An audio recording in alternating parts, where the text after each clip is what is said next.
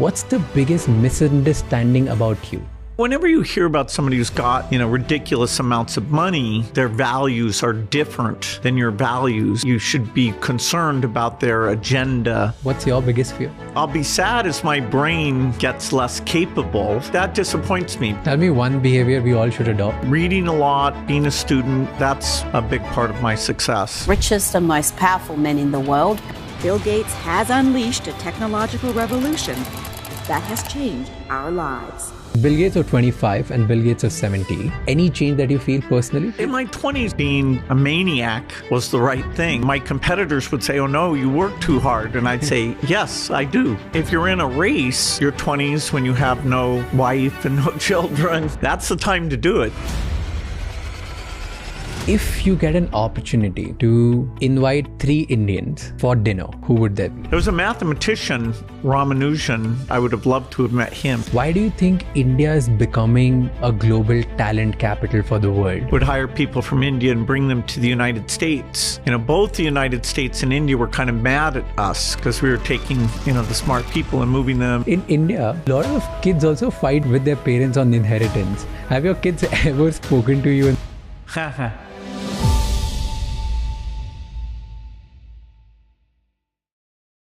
Before we start today's episode, all I want to say is thank you to each and every one of you. I'm really grateful that we were able to sit down with one of the most influential men in the world, the Bill Gates. I have been this young boy who always used to hear stories about this man, about the kind of money he has made, the kind of lives he's impacting, the kind of things he's building through Microsoft. From there, to be sitting in front of him, it was surreal.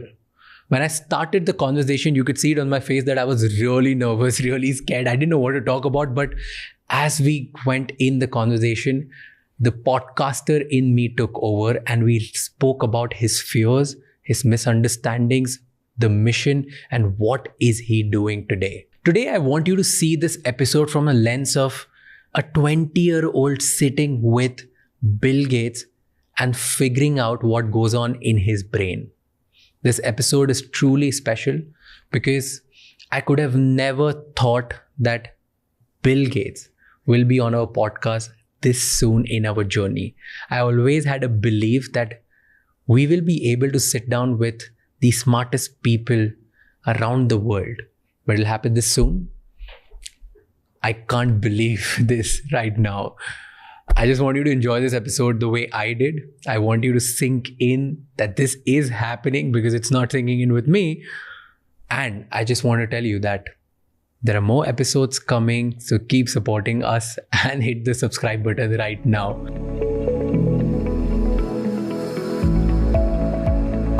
Welcome on Figuring Out, sir. I'll tell you a little story. So during the pandemic, me and my sister, we were watching the Netflix documentary, Inside Bill's Brain. And halfway through it, I told my sister that, hey, you know what? Like one day I'll sit with Bill Gates and I'll directly speak to him and get inside his brain. And just randomly, and she was laughing. So this one's for you. You did it. Yeah, so it's an opportunity. I don't know how it just came out of my mouth and it's happening today. So thank you so much for doing this. Well, you've come to India quite often. Tell me something that you've observed about India, which a lot of people don't know about. Well, people probably, because they're here all the time, they probably don't recognize how much things have changed. If you go away and come back, then you see, wow, the level of entrepreneurship and the amount of innovation that's actually taking place here. It's pretty fantastic. And, for the foundation, we've been here originally because a lot of the health challenges were here, and we still care a lot about that. But now a lot of our invention is being done here, whether it's, vaccines, obviously, we have some incredible partnerships, but it's broadening to, better seeds, better diagnostics, the ways that we can use AI for health or education. So the innovation ecosystem has really exploded, and that's going to be great for India. It's going to be great for the world. So when you meet other leaders around the world, or when you meet your billionaire friends, what's the first thing you tell them about India? Is it the same thing, what you just told me? Yeah, it's, we've had such a great experience in our work in India. I encourage people to come and tap into the great things going on. Is there anything specific you tell them? Well, my connection with India goes all the way back to the Microsoft days when, we at first would hire people from India and bring them to the United States. And, both the United States and India were kind of mad at us because we were taking, the smart people and moving them. And, then they came back here to India and created the Microsoft India work, which has, been absolutely fantastic. So, up until the year 2000, I mainly knew the tech scene. So, a lot of Bangalore, Hyderabad, seeing the country more broadly, that's in my foundation work. So, Bihar, UP, seeing, where we could partner and help with things.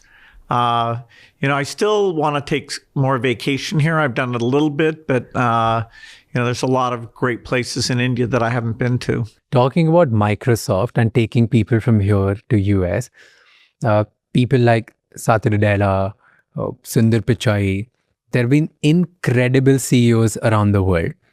Why do you think India is becoming a global talent capital for the world? Do you think anything special here which is out there?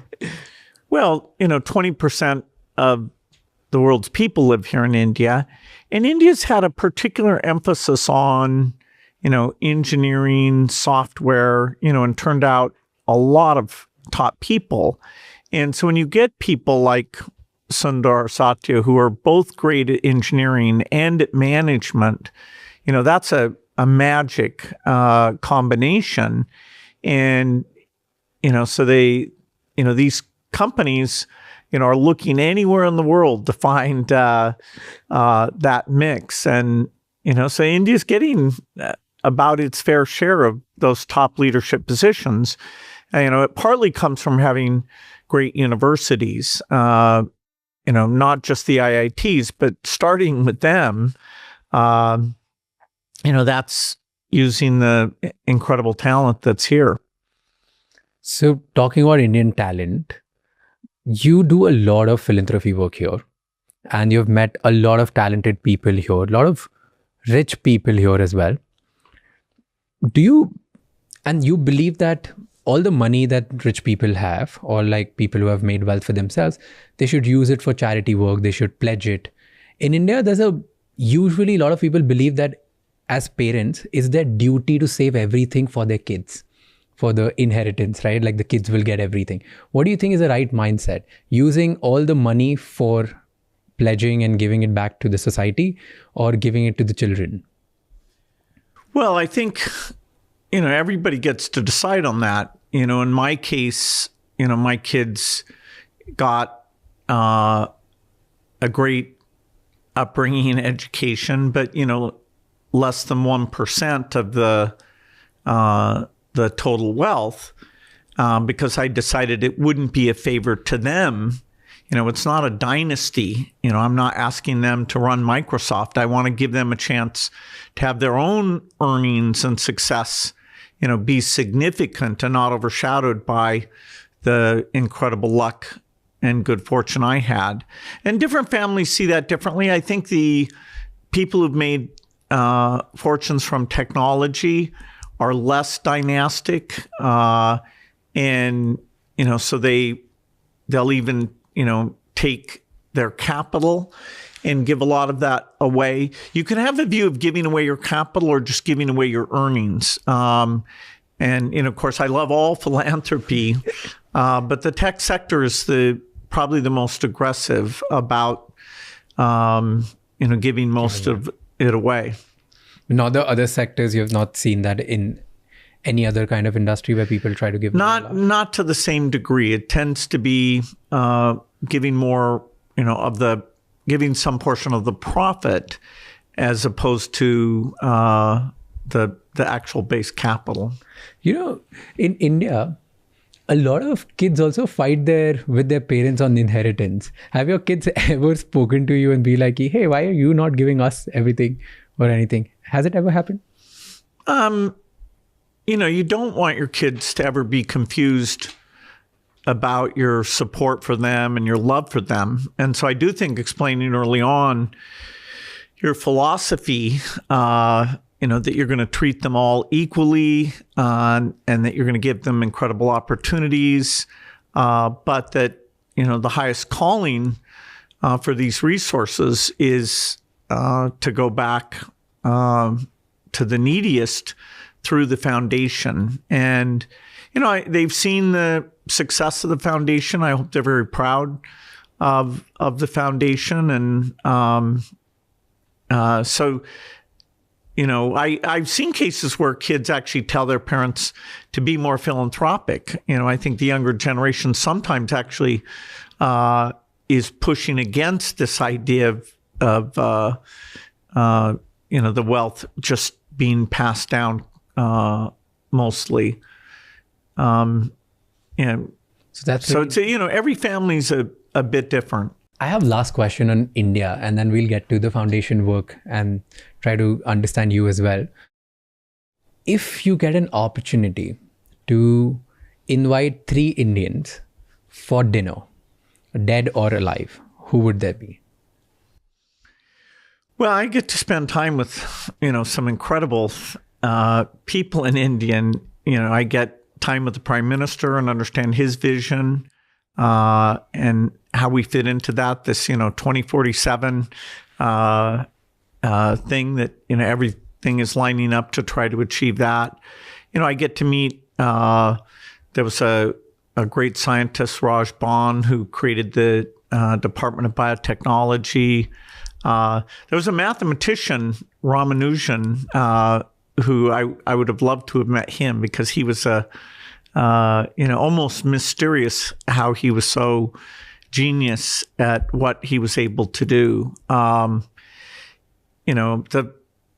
got to work with Ratan Tata. I'm getting to work with all of the amazing philanthropists and a lot of the innovators here. I get to see small companies early on. I just went through some of these companies using AI in health, some for-profit, a few nonprofit.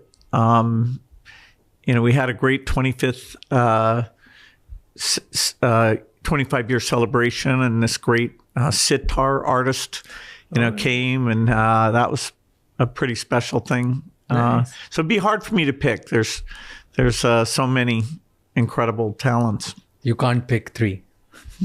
I think I defend some people by not including them. Fair. Okay, you were talking about small companies. If you were to start something from zero in India today, where would you put most of your time? And what's the first step you'll take? Well, you'd mostly start a company because you think you enjoy working on something and you think you have a world-class understanding of a unique contribution.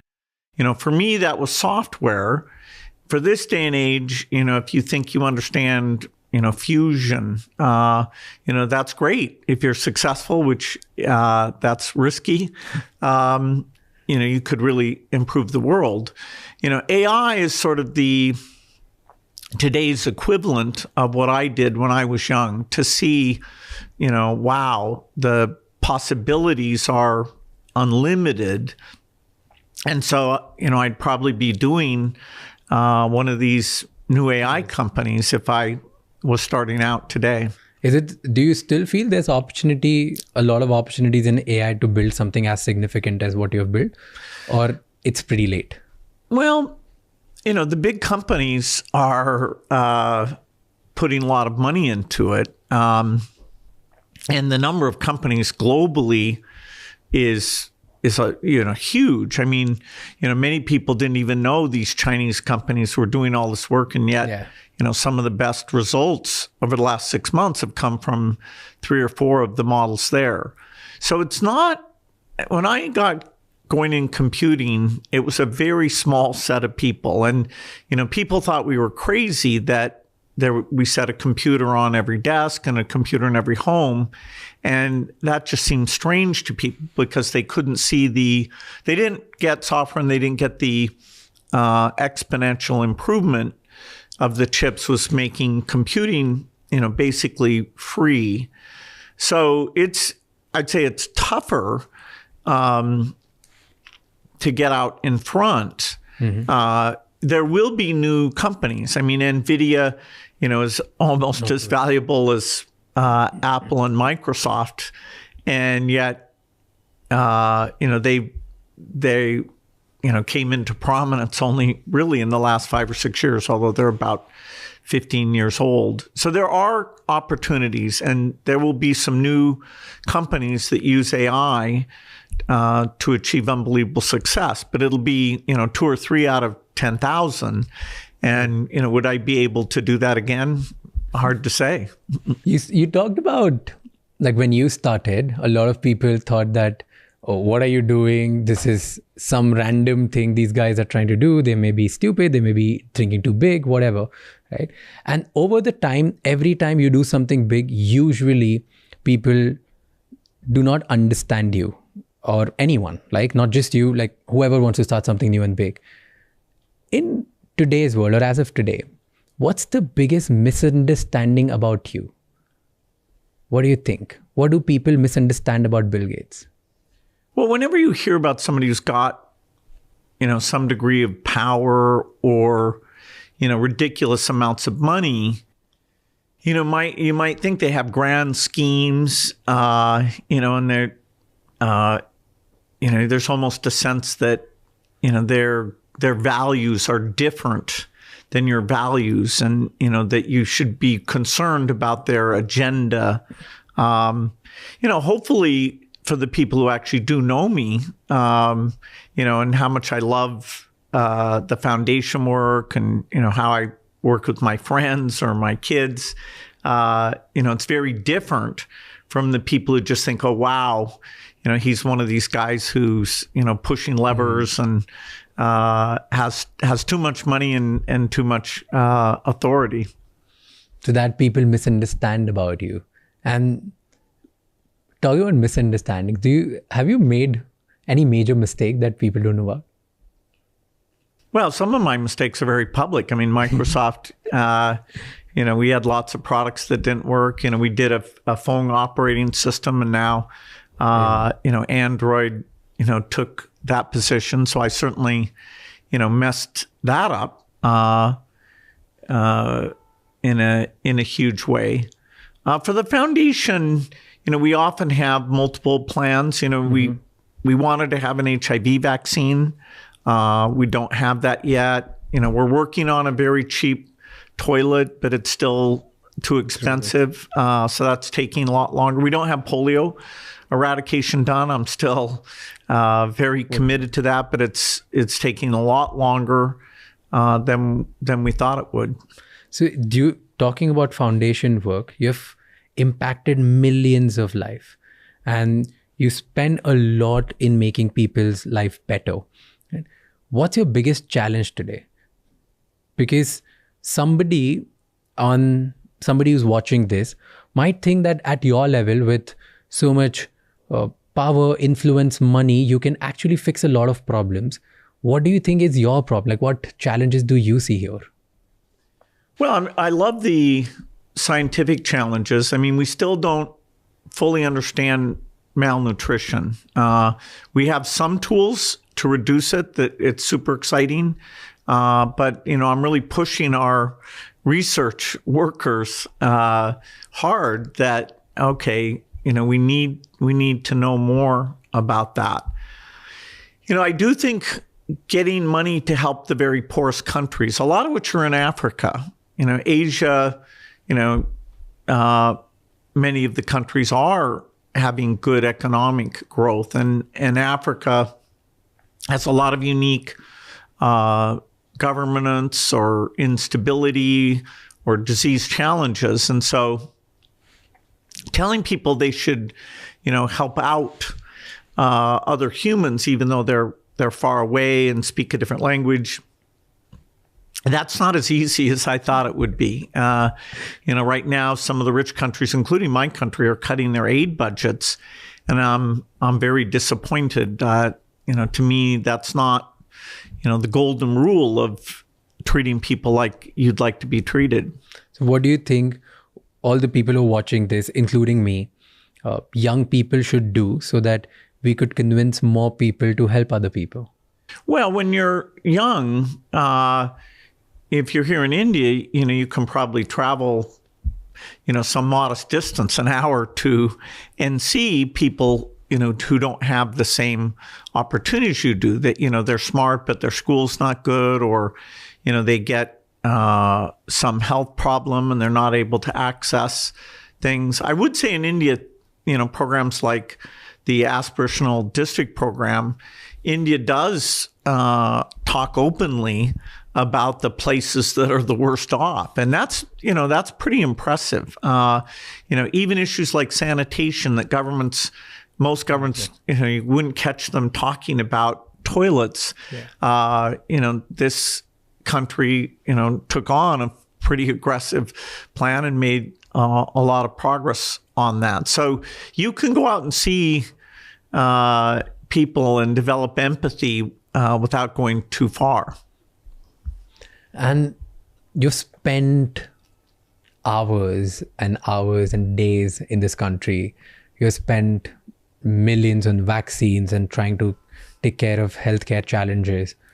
What's one problem you feel that money cannot fix? There's a lot of talk about obesity. And, when I saw the prime minister, he was talking about various yoga type things that, if people would adopt those. But it's been hard. Not many countries have gotten the behavior change. Yeah. Maybe India can pioneer some approaches there. But, frankly, and I'll sound like a technologist, the most promising thing is actually a class of drugs called these GLP-1 drugs that, are going to go off patent and become cheap. And, so I always I'm a little over-focused on a scientific solution. Yeah. So maybe a combination of that behavior change and the new tools. Sure. But behavior change is hard. We haven't succeeded in that as much as we'd like to. Tell me one behavior we all should adopt. Well, the behavior that's helped me is basically being a student all the time, wanting to learn things and being pretty brutal with myself of, do I really understand, what's going on?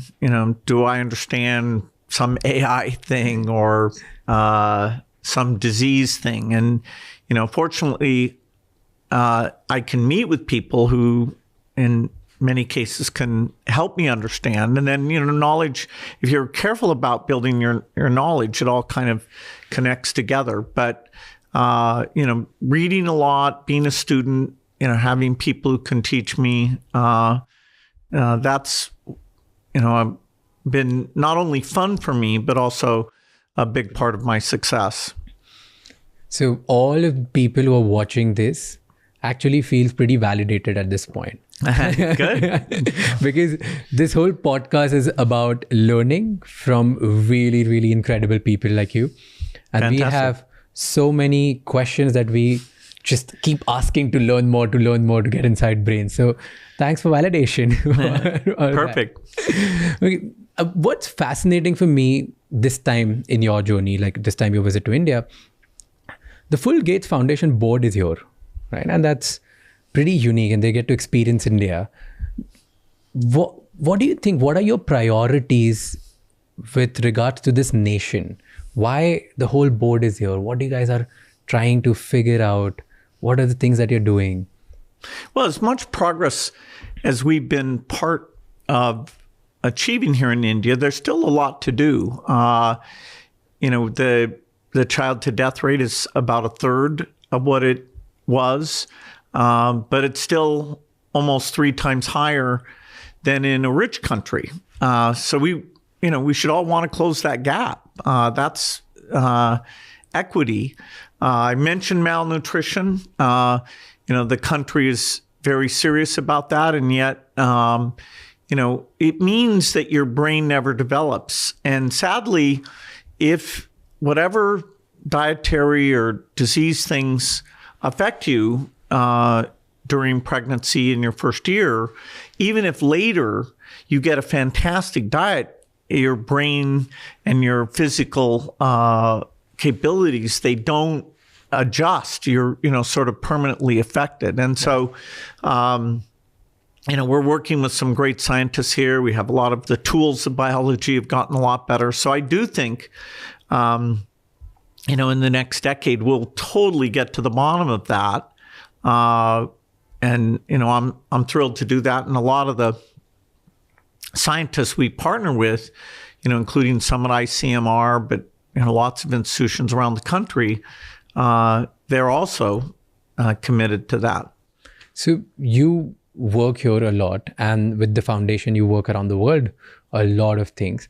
And because of all of this passion and data and this intention to try to help people, you've been pretty accurate in trying to understand trends way before people, like normal people. Let's say you were pretty accurate in so many things, in predicting so many epidemics as well. Is there something that you know which we don't?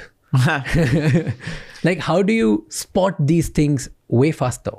Well, the biggest change agent in my lifetime has been the miracle of digital, now moving into the AI phase of that digital revolution. So the fact that as a young person, I was programming at age 13, and by, 18, I had my, thousands of hours of really strong feedback about, getting better and being pushed. And so it's a really lucky thing to have such a familiarity with the thing that's going to change the world. And so, I wrote a book called The Road Ahead a long time ago, that talked about, the internet and digital money and video conferencing. And then when I moved into the foundation work, the health work, people in that community understand pandemics. And, so my saying, hey, there's a big risk, and the thing that's going to kill, 10 million additional people is likely to be a pandemic. That's commonplace knowledge if you're in the global health community. It's a very small community. But I was just somebody who was listened to stating this. And sadly, most of the people who listened to that prediction listened to it after it came true. Then, what my goal was people to hear that and actually stop it from happening. That's usually the case, right? Like, people listen to pieces, golden advice pieces and pieces of nuggets way after the time has been passed, right? Because of this, do you fear anything today? I definitely hope that we shape AI in a positive way. It's such a big impact on, being smarter than humans, that it will change our world a lot. And it's, it's definitely new territory. So I have a list of about 5 things, AI, shaping AI properly is at the top of that list, but, avoiding the next pandemic, avoiding nuclear war, bioterrorism, climate change. It's only about 5 or 6 things that we need to minimize the chance of, and use our additional wealth and insights, against those things. Do you have any personal fear? What's your biggest fear? It's not like I'm afraid of heights or planes or fire or anything like that. I hope I'll be sad as my brain gets less capable, which, as I turn 70 this year, I'd be lucky to have 20 years of, being able to learn. Maybe I'll get lucky and get a little bit more. But, that disappoints me because I've had such a amazing time learning things. And I used to think of old people as not, contributing all that much. And now I've had to change my mind about how important old people are. Do you feel difference? I don't at all. Probably if I took an IQ test, I would do a little bit worse than when I was 25. But, I've accumulated enough knowledge, so wisdom, can compensate a little bit for a slight reduction in intelligence. And I do think it's like a muscle that if you're pushing yourself to think and learn, that, you stay, it really helps your capabilities a lot. But yeah, I have a fear that, eventually I'll lose, I won't want to pick up a 500-page book. I'll look at it and go, are you kidding? I'm done with that. So with age, you have not felt any changes in your brain? Not really. Like, in terms of slowing? Wow. No, I don't think so. Whenever you can't remember something, you're like, oh no, now, but, so maybe a tiny bit of that, but then, it's just a little bit because you're looking for it. When I was in my 20s, if I couldn't remember something, I was like, so what? So is there any change you feel? Because, so Bill Gates of 25 and Bill Gates of 70, is there any change that you feel personally? Well, in my 20s, I chose to focus on one topic from, age 20 to about 31 or 2. I told myself, hey, I love biology and math and all these things, but I want to be the person who's advancing software faster than anyone else. And so I really did narrow my focus, and I didn't, take much time off. And I could stay in the office, 72 hours and then crash. And so my adrenaline was really unique. Now, my understanding of how to manage people, other than myself, wasn't that good. I look back and, I've learned a lot since then. But just my stamina and focus for that period of my life, being kind of a maniac, was the right thing. And, my competitors would say, oh, no, you work too hard. And I'd say, yes, I do. Do you think that's a great advice for every young person who's watching? Well, be maniac in your 20s. It's not for everyone. But if you're in a race, and, moving a little bit faster can make a difference, then yes, your 20s, when you have no wife and no children, that's the time to do it. That's the time to be a little maniac about certain things, right? You also just mentioned that you love learning, which obviously the world knows. But during this conversation also, you just talked about it like a little bit again and again. What are you currently learning? Or what do you want to learn now? Well, there's a lot going on. AI, just staying on top of that is, I very much enjoy that. And I get to sit and talk with the top people at OpenAI, and I get to play around with things. But then when you think, okay, now what about AI applied to mental health care? Isn't that one of the most exciting things? Yeah. Because, we can never have enough therapists, and even people who aren't, suffering massively, maybe we could help even people with mild symptoms. So, what does this AI companion look like? And, how can that help us? My friend Reid Hoffman just wrote a book called Super Agency that he's got a really good chapter about this. So I'm pushing myself to try and understand, what can we do there and meet the people who are, pushing the boundaries because I see such potential. So what would you advise young people to start learning today, and from where?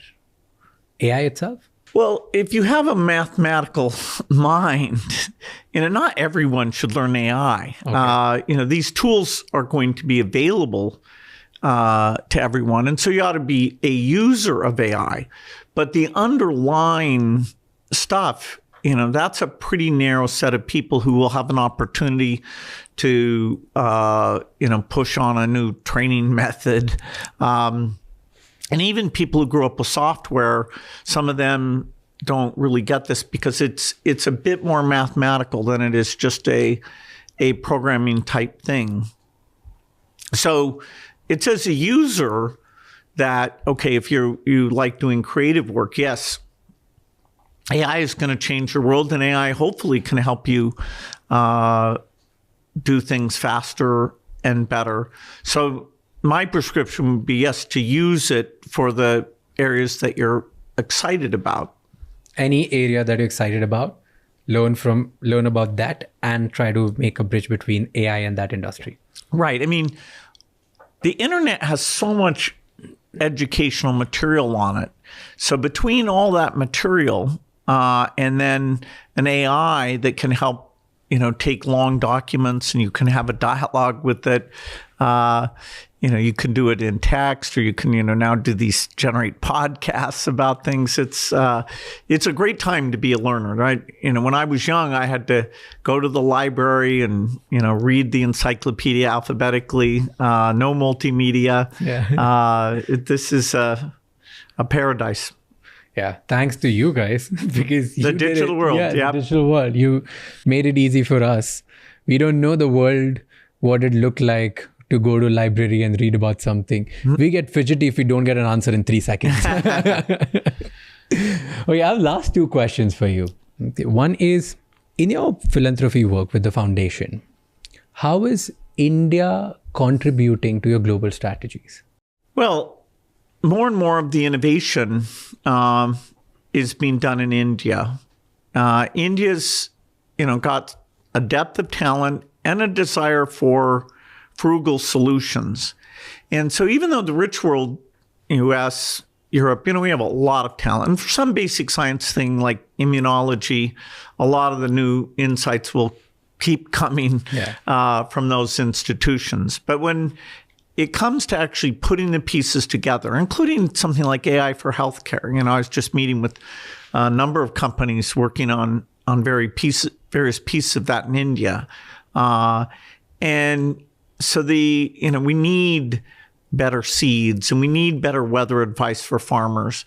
And so although we're going to continue to do a lot of implementation here in India, help, get things rolled out, more and more of our sort of product research work will be done here, both because it benefits India, but we're also very good if it's saving Indian children, really working well. Our foundation has a lot of presence in Africa. Mm-hmm. So even take the classic example where India was totally the leader on this digital public infrastructure, the digital money and identity Aadhaar thing, funding the Africans to come here and learn and for their budgets and helping to create the open source software that makes it easy for them.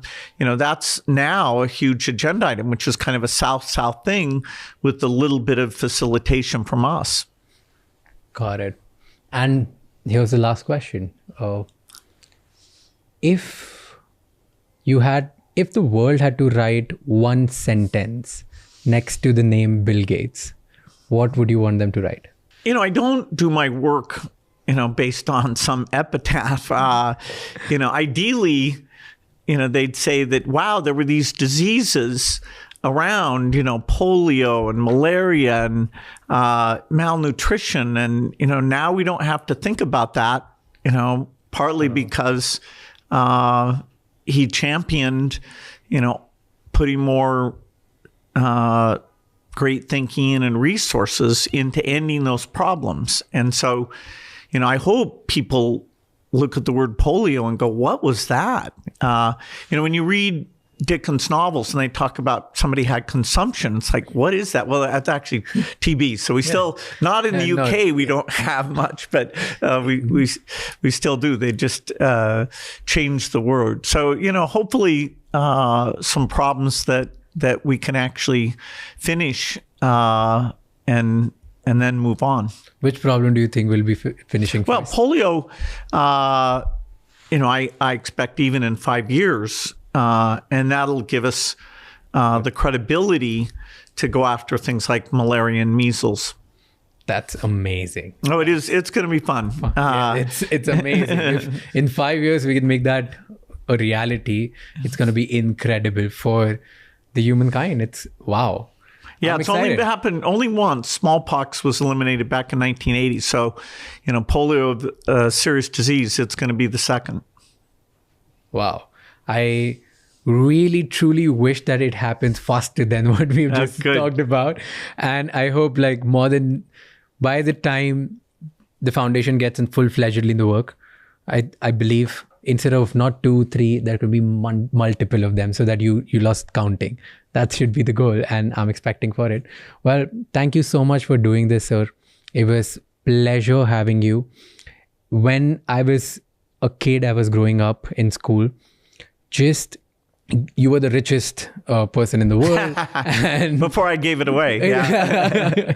So your name would pop up. So just to talk about you and how you made your money was a proud feeling in school. And in friend circle, everybody would respect you that, oh, you know so much about this person and that. From there, that kid sitting right in front of you and trying to, being in a situation where I'm sitting with you and figuring out what's going on in your brain, it's an incredible opportunity. I'm so grateful. Thank you so much for doing this. It's a dream come true. Great. We'll have to do it again. Yes, we need to. Right. I've got you on camera now. Thank you. Thank you. Pleasure. I'm definitely a little nervous because it's a big podcast. बहुत बड़ा podcast है, तो थोड़ा सा nervousness हो रही है, पर it's time. It's time. But ज़्यादा नहीं लग रहा. Let's go. I'm excited. Hi, Raj. How are you? Very good. How are you? Pleasure meeting you, sir. Please have a Yes. That's fun. It's a pleasure seeing you here, sir. I'm pretty nervous at this point. So bear with me. It'll be easy. Good. I had 500,000 things to talk to you, and now I'm speechless. And there's nothing in that. Thank you so much for watching this episode till the end. Please let us know in the comments who are the next guests that you want to see on this show. Because we are determined to get the best of the best minds from the world and provide you the maximum value. I'll see you next time. Until then, keep figuring out. And don't forget to share this episode with at least one person जिसकी life में से एक positive change आएगा.